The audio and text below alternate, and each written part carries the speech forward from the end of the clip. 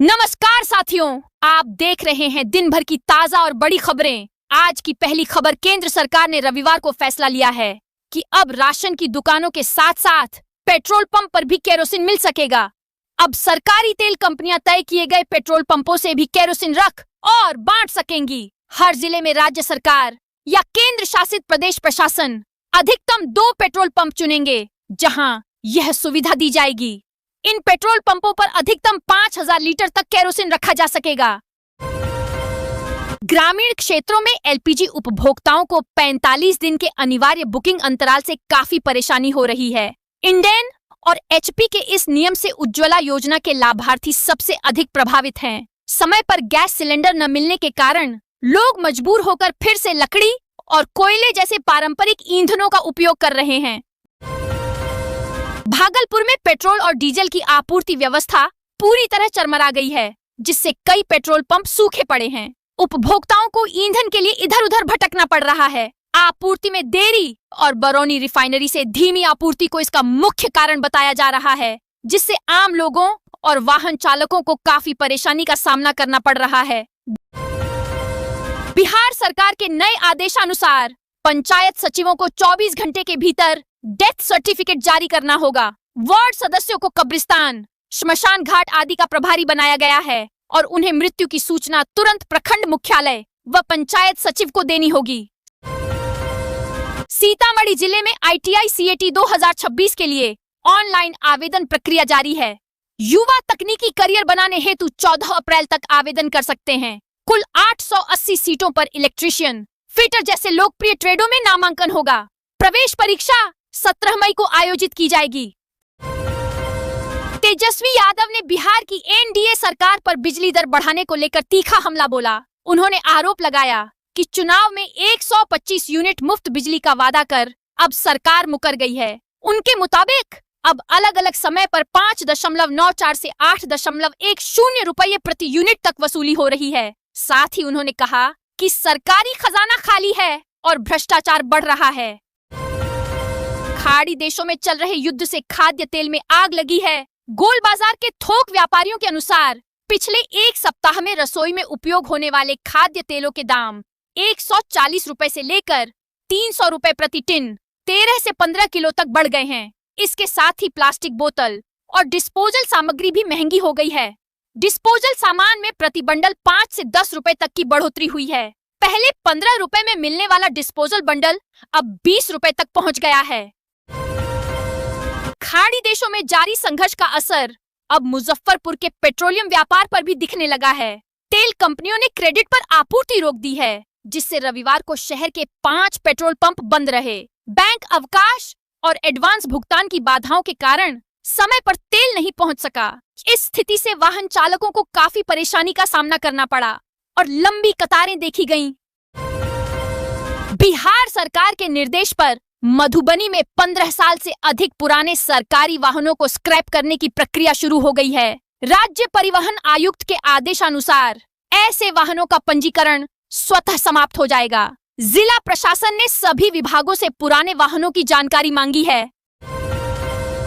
भागलपुर में राज्य सरकार की महत्वाकांक्षी योजना के तहत 16 मॉडल स्कूल स्थापित किए जा रहे हैं। इनमें 9वीं कक्षा से पढ़ाई शुरू होगी, जिससे कुल 720 छात्रों को गुणवत्तापूर्ण शिक्षा का अवसर मिलेगा। नामांकन राष्ट्रीय आय सह मेधा छात्रवृत्ति योजना के तहत मेरिट पर होगा, जिसके लिए प्रवेश परीक्षा हो चुकी है। देश में 1 अप्रैल 2026 से नए वित्त वर्ष की शुरुआत होने जा रही है।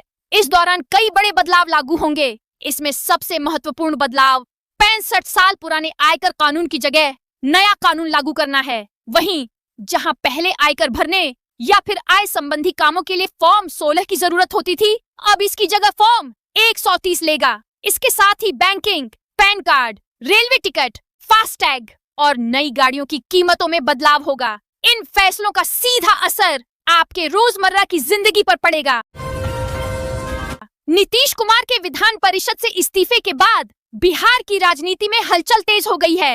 एनडीए में नए मुख्यमंत्री के नाम को लेकर मंथन जारी है। माना जा रहा है कि खरमास समाप्त होने के बाद 15 अप्रैल तक नई सरकार का गठन हो सकता है। राजनीतिक दलों के बीच लगातार बैठकों और रणनीति बनाने का दौर जारी है, जिससे सियासी माहौल गरमाया हुआ है। जीविका बैंक से वे महिलाएं भी लोन ले सकती हैं जिन्होंने 10-10 हजार का अनुदान नहीं लिया है। मुख्यमंत्री महिला रोजगार योजना और जीविका बैंक निधि से लोन देने की योजना अलग अलग है। इन दोनों योजनाओं का लाभ जीविका की दीदियों को दिया जाना है। इसे लेकर राज्य भर में जागरूकता कार्यक्रम चलेगा ताकि दोनों योजनाओं को लेकर ग्रामीण महिलाओं में कोई भ्रम की स्थिति नहीं रहे। जमुई में बिजली विभाग ने बकाया बिल वसूली और बिजली चोरी रोकने के लिए सख्त अभियान तेज कर दिया है। इस कार्रवाई के तहत पिछले 22 दिनों में 115 उपभोक्ताओं के खिलाफ एफआईआर दर्ज की गई है। विभाग की लगातार छापेमारी और कड़ी कार्रवाई से जिले में हड़कंप मच गया है। वहीं लोगों में बकाया जमा करने और नियमों का पालन करने की जागरूकता भी बढ़ी है। मधुबनी सिविल कोर्ट का नया परिसर शहर के रांटी मौजा में स्थापित किया जाएगा। इसके लिए 9.72 एकड़ भूमि के अधिग्रहण को मंजूरी मिल चुकी है। इस परियोजना के सामाजिक प्रभाव का आकलन चंद्रगुप्त प्रबंध संस्थान पटना और एक विशेष समिति द्वारा किया गया, जिसमें इसे स्थानीय विकास और न्यायिक सुविधाओं के विस्तार के लिए सकारात्मक कदम बताया गया है। बिहार पंचायत चुनाव की तैयारियां शुरू हो गई हैं, जिसमें पहली बार मल्टीपोस्ट ईवीएम का उपयोग होगा। चुनाव आयोग ने ईवीएम के लिए वेयरहाउस बनाने के निर्देश दिए हैं, लेकिन सरकारी स्कूलों में इन्हें रखने पर रोक लगा दी है ताकि पढ़ाई बाधित न हो। बिहार में बड़ी राजनीतिक हलचल हुई है। मुख्यमंत्री नीतीश कुमार ने विधान परिषद की सदस्यता से इस्तीफा दे दिया है। भले ही नीतीश कुमार ने विधान परिषद की सदस्यता से इस्तीफा दे दिया हो, लेकिन अभी वो बिहार के मुख्यमंत्री पद पर बने रहेंगे। नीतीश कुमार के इस्तीफे के बाद अब राज्य के नए सीएम को लेकर भी रेस तेज हो गई है। हाल ही में नीतीश कुमार राज्यसभा के लिए चुने गए थे, जिसके बाद संवैधानिक नियमों के मुताबिक उन्हें 30 मार्च तक एमएलसी के पद से इस्तीफा देना था। जदयू नेता श्याम रजक ने बयान देते हुए कहा कि पार्टी के कार्यकर्ता चाहते हैं कि नीतीश कुमार के बेटे निशांत कुमार को मुख्यमंत्री बनाया जाए। उन्होंने निशांत कुमार को शिक्षित, सभ्य और सक्षम व्यक्तित्व का धनी बताया। रजक के अनुसार उनमें नेतृत्व की पूरी क्षमता है और वे मुख्यमंत्री पद के लिए पूरी तरह योग्य हैं। नितिन नवीन सोमवार को बिहार विधानसभा की सदस्यता से इस्तीफा देंगे। उन्हें 16 मार्च को राज्यसभा के लिए निर्वाचित किया गया था। नियमों के अनुसार राज्यसभा सदस्य बनने के बाद 14 दिनों के भीतर विधानसभा की सदस्यता छोड़ना आवश्यक होता है। इसी प्रक्रिया के तहत वे अपना त्याग पत्र देंगे ताकि उनकी राज्यसभा सदस्यता की वैधता बनी रहे और किसी प्रकार की कानूनी बाधा उत्पन्न न हो। मुजफ्फरपुर में खाड़ी युद्ध के कारण पेट्रोलियम व्यापार प्रभावित हुआ है। तेल कंपनियों ने क्रेडिट पर तेल देना बंद कर दिया है, जिससे एडवांस भुगतान की मांग की जा रही है। बैंक बंद होने और इंटरनेट बैंकिंग समस्याओं के चलते पंप संचालक भुगतान नहीं कर पाए। बिहिया बाजार में जीएसटी अधिकारियों के आने की अफवाह से अफरा तफरी मच गई। लगभग 90% दुकानें तुरंत बंद हो गईं, जिससे आम लोगों को आवश्यक सामान खरीदने में परेशानी हुई। बाद में पता चला कि अधिकारी नहीं आए थे, बल्कि एक दवा दुकान पर औषधि निरीक्षक जांच कर रही थी। भागलपुर में स्ट्रीट लाइट की कमी और एसएल कंपनी का करार समाप्त होने से शहर अंधेरे में डूब गया है। पिछले 8 महीनों से स्ट्रीट लाइट खरीद की निविदा प्रक्रिया अटकी हुई है, जिससे गलियों और मुख्य मार्गों पर रोशनी व्यवस्था चरमरा गई है। नगर आयुक्तों के लगातार तबादलों और निविदा शर्तों में बदलाव के कारण प्रक्रिया में देरी हुई। मंत्री दिलीप जायसवाल ने पूर्वी चंपारण के लघु उद्योगों की सराहना करते हुए कहा कि यहाँ उद्यमिता की मजबूत संभावनाएं हैं। उन्होंने जिले में उद्योग केंद्र और औद्योगिक पार्क स्थापित करने का आश्वासन दिया, जिससे रोजगार के अवसर बढ़ेंगे। मंत्री ने कहा कि सरकार औद्योगिकरण और निवेश को प्रोत्साहित करने के लिए प्रतिबद्ध है, ताकि क्षेत्र का आर्थिक विकास तेज हो और स्थानीय लोगों को अधिक लाभ मिल सके।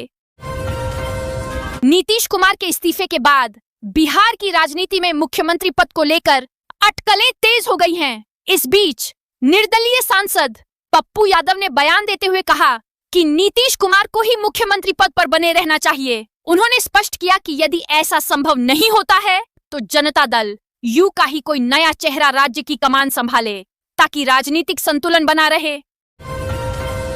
बिहार में आंशिक बादल छाए रहेंगे और मौसम शुष्क रहेगा। अगले 24 घंटों में 30 से 40 किलोमीटर प्रति घंटा की हवा चलेगी, जबकि तापमान 2 से 4 डिग्री सेल्सियस बढ़ेगा। मंगलवार को कई जिलों में मेघ गर्जन, वज्रपात और आंधी पानी की चेतावनी है, जिसमें पटना में हल्की बारिश की संभावना है। नीतीश कुमार राज्यसभा के लिए चुने जाने के बाद मुख्यमंत्री नीतीश कुमार ने आज बिहार विधान परिषद (एमएलसी) पद से इस्तीफा दे दिया। उनके इस फैसले पर जदयू नेताओं ने दुख जताया और कहा कि उनके इस कदम से बिहार की राजनीति में खालीपन महसूस होगा तथा राज्य की जनता भी खुद को उदास महसूस कर रही है। 17 अक्टूबर 1973 को अरब तेल उत्पादक देशों ने अमेरिका और उसके सहयोगी देशों को तेल निर्यात पर प्रतिबंध लगा दिया। यह कदम अरब इजराइल युद्ध के दौरान उठाया गया था। इसका उद्देश्य पश्चिमी देशों पर दबाव बनाकर उन्हें इजराइल का समर्थन छोड़ने के लिए मजबूर करना था। इस फैसले से वैश्विक ऊर्जा संकट पैदा हुआ और तेल की कीमतों में भारी वृद्धि दर्ज की गई।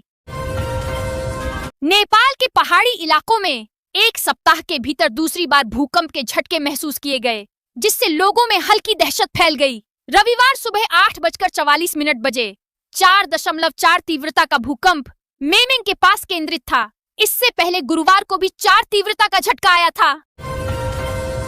मुजफ्फरपुर में पाइप नेचुरल गैस (पीएनजी) आपूर्ति में करीब 5 साल की देरी से उपभोक्ता परेशान है। सरकार ने 24 घंटे में कनेक्शन देने का निर्देश दिया है, लेकिन जमीनी स्तर पर हालात अलग हैं। कई इलाकों में पाइपलाइन बिछ जाने के बावजूद घरों तक गैस आपूर्ति शुरू नहीं हो सकी है, जिससे लोगों को रसोई व्यवस्था में कठिनाइयों का सामना करना पड़ रहा है और नाराजगी बढ़ती जा रही है। बिहार में मधुबनी जिले के पंडौल औद्योगिक क्षेत्र में शनिवार को बिहार के औद्योगिक विकास को दिशा देने के लिए सावी ग्लोबल फैशन प्राइवेट लिमिटेड की ओर से पहल की गई। इस कंपनी की अत्याधुनिक फैक्ट्री का उद्घाटन किया गया। इस समारोह में सूबे के उप मुख्यमंत्री सम्राट चौधरी मुख्य अतिथि के रूप में शामिल हुए। उनके साथ राज्यसभा सांसद संजय कुमार झा एवं केंद्रीय वस्त्र मंत्री गिरिराज सिंह ने संयुक्त रूप से फैक्ट्री का उद्घाटन किया। इस मौके पर सम्राट चौधरी ने कहा कि बिहार सरकार उद्योगों के लिए अनुकूल माहौल बनाने के लिए प्रतिबद्ध है।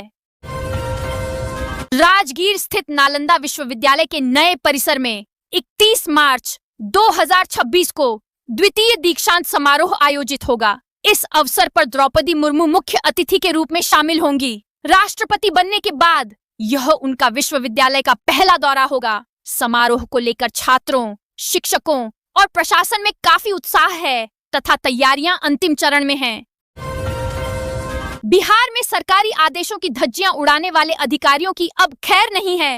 राजस्व एवं भूमि सुधार विभाग ने अनुशासनहीनता के खिलाफ एक बेहद आक्रामक रुख अपनाते हुए 69वीं बीपीएससी बैच के 69 परीक्षामान प्रोबेशन राजस्व अधिकारियों को कारण बताओ नोटिस जारी किया है। इन अधिकारियों पर सामूहिक अवकाश और सरकारी कार्यक्रमों से अनधिकृत रूप से गायब रहने का गंभीर आरोप है। विभाग ने साफ कर दिया है कि अगर इन अधिकारियों ने निर्धारित समय सीमा के भीतर संतोषजनक जवाब नहीं दिया तो उन्हें सेवा से बर्खास्त कर दिया जाएगा। सरकार के इस तेवर से पूरे प्रशासनिक महकमे में हड़कंप मच गया है। मुजफ्फरपुर में गैस संकट के चलते होटल और मिठाई दुकानों को बड़ी परेशानी का सामना करना पड़ रहा है। वाणिज्यिक गैस सिलेंडरों की कमी के कारण कारोबार प्रभावित हो गया है। मजबूरन दुकानदार अब डीजल भट्टियों का इस्तेमाल कर रहे हैं। इसके लिए महंगे डीजल स्टोव कानपुर से मंगवाए जा रहे हैं, जिससे लागत बढ़ने के साथ मुनाफे पर भी असर पड़ रहा है। नीतीश कुमार ने बिहार विधान परिषद की सदस्यता से इस्तीफा दे दिया है। हालांकि वे मुख्यमंत्री पद पर बने रहेंगे। इस फैसले से राज्य की राजनीति में हलचल तेज हो गई है। लालू प्रसाद यादव की बेटी रोहिणी आचार्य ने इस कदम को भाजपा का ऑपरेशन फिनिश नीतीश करार देते हुए सियासी साजिश बताया है। भागलपुर में 31 मार्च को मौसम खराब रहने की संभावना है। इस दौरान तेज आंधी, बारिश, गरज के साथ बिजली चमकने और वज्रपात की चेतावनी जारी की गई है। लोगों को सतर्क रहने की सलाह दी गई है। 1 अप्रैल को भी मौसम अस्थिर बना रह सकता है, जबकि 2 अप्रैल से मौसम के सामान्य और स्थिर होने का अनुमान जताया गया है। मोकामा के विधायक अनंत सिंह ने जेल से रिहा होने के बाद मुख्यमंत्री नीतीश कुमार से मुलाकात की। इस मुलाकात के बाद अनंत सिंह ने बड़ा दावा करते हुए कहा कि नीतीश कुमार जल्द ही मुख्यमंत्री पद के साथ साथ बिहार विधान परिषद की सदस्यता से भी इस्तीफा दे सकते हैं। उनके इस बयान के बाद राज्य की राजनीति में हलचल तेज हो गई है। तेजस्वी यादव ने नीतीश कुमार के एमएलसी पद से इस्तीफे पर भाजपा को घेरते हुए कहा कि यह फैसला दबाव में लिया गया है। उन्होंने आरोप लगाया कि भाजपा ने नीतीश कुमार और बिहार की जनता दोनों को ठगा है। इस मुद्दे को लेकर राज्य की राजनीति में हलचल तेज हो गई है और बयानबाजी भी बढ़ गई है। कटिहार अमृतसर होली स्पेशल ट्रेन की सेवा को यात्रियों की भारी मांग के चलते 9 सप्ताह के लिए आगे बढ़ा दिया गया है। अब यह ट्रेन 1 अप्रैल से 27 मई तक सप्ताह में एक दिन नियमित रूप से संचालित होगी। इससे बिहार और पंजाब के बीच यात्रा करने वाले यात्रियों को बड़ी राहत मिलेगी और त्योहार व गर्मी के मौसम में भीड़ को संभालने में मदद मिलेगी। 43 साल पहले बिना भूमि अधिग्रहण के बनाए गए बागपत सोनीपत हाईवे को लेकर अब किसानों को मुआवजा दिया जा रहा है। लोक निर्माण विभाग ने 5.25 करोड़ रुपए के बजट में से अब तक 2.27 करोड़ रुपए का भुगतान कर दिया है। इसके तहत 82 किसानों की जमीन के बैनामे पूरे कराए गए हैं, जिससे लंबे समय से लंबित यह मामला अब सुलझने लगा है। पूर्व रेलवे ने मालदा टाउन से आनंद विहार टर्मिनल के बीच एक विशेष ट्रेन चलाने का निर्णय लिया है। यह ट्रेन 31 मार्च को मालदा से और 1 अप्रैल को आनंद विहार से चलेगी, जिससे बिहार और दिल्ली के यात्रियों को सुविधा होगी। इसमें सामान्य, स्लीपर और वातानुकूलित कोच उपलब्ध होंगे। बिहार में प्रति व्यक्ति आय दोगुनी करने का लक्ष्य एफडीआई की कमी के कारण चुनौतीपूर्ण बना हुआ है। वर्ष 2019 से 2025 के बीच राज्य को देश के कुल एफडीआई का केवल 0.07% ही प्राप्त हुआ। निवेश की इस कमी से औद्योगिक विकास और रोजगार सृजन की रफ्तार प्रभावित हो रही है, जिससे आर्थिक प्रगति बाधित हो सकती है। पूर्व रेलवे ने on board housekeeping service OBHS के जरिए ट्रेन यात्रा को अधिक आरामदायक बना दिया है। अब 102 प्रमुख मेल और एक्सप्रेस ट्रेनों में समर्पित सफाई कर्मचारी तैनात किए गए हैं। ये कर्मचारी यात्रियों से परिचय कर उनकी जरूरतों के अनुसार सफाई सुनिश्चित करते हैं, जिससे सफर अधिक स्वच्छ और सुविधाजनक बन रहा है। बिहार सरकार ने नर्सिंग शिक्षा में गुणवत्ता और पारदर्शिता सुनिश्चित करने के लिए बड़ा कदम उठाया है। अब नर्सिंग संस्थानों की मान्यता प्रक्रिया पूरी तरह डिजिटल की जाएगी। निदेशक प्रमुख नर्सिंग डॉक्टर रेखा झा के निर्देश पर इसके लिए एक समर्पित ऑनलाइन पोर्टल विकसित किया जा रहा है। इससे आवेदन, निरीक्षण और स्वीकृति प्रक्रिया अधिक पारदर्शी, तेज और प्रभावी बन सकेगी, जिससे शिक्षा व्यवस्था में सुधार हो सके। भागलपुर में विक्रमशिला समानांतर 4 लेन पुल निर्माण में बाधा डालने के मामले में प्रशासन ने सख्त कदम उठाए हैं। पुलिस ने कार्रवाई करते हुए 3 आरोपितों को गिरफ्तार किया, जिनमें से 2 को PR बांड पर रिहा कर दिया गया है। वहीं आपराधिक इतिहास वाले बोकी यादव को हिरासत में लेकर उससे गहन पूछताछ की जा रही है। वित्तीय वर्ष 2026 से 27 के लिए टोल शुल्क में 3.5 से 6% की वृद्धि की गई है। हालांकि छोटी, भारी और व्यावसायिक गाड़ियों के लिए अलग अलग दर निर्धारित की गई है। छोटी गाड़ियों के लिए 5 रुपये और व्यावसायिक के लिए अधिकतम 45 रुपये की वृद्धि की गई। यह दर 31 मार्च की रात 12 बजे के बाद से प्रभावी हो जाएगी। शरद ऋतु के समाप्त होते ही भागलपुर के बिहपुर स्थित गंगा दियारा के सोनवर्षा घटोरा वेटलैंड से प्रवासी पक्षियों की वापसी शुरू हो गई है। सर्दियों के दौरान यहाँ करीब 12,000 विदेशी पक्षी पहुंचे थे। अब तापमान बढ़ने के साथ ये पक्षी अपने ठंडे और अनुकूल प्रजनन स्थलों की ओर लौट रहे हैं, जिससे क्षेत्र का प्राकृतिक दृश्य धीरे धीरे बदलने लगा है। बिहार राज्य पर्यटन विकास निगम वाराणसी की तर्ज पर गंगा किनारे के शहरों में महाआरती शुरू करेगा। पटना, बक्सर और भागलपुर सहित कई शहरों के घाटों पर यह आयोजन धार्मिक पर्यटन को बढ़ावा देगा और गंगा स्वच्छता के प्रति जागरूकता बढ़ाएगा।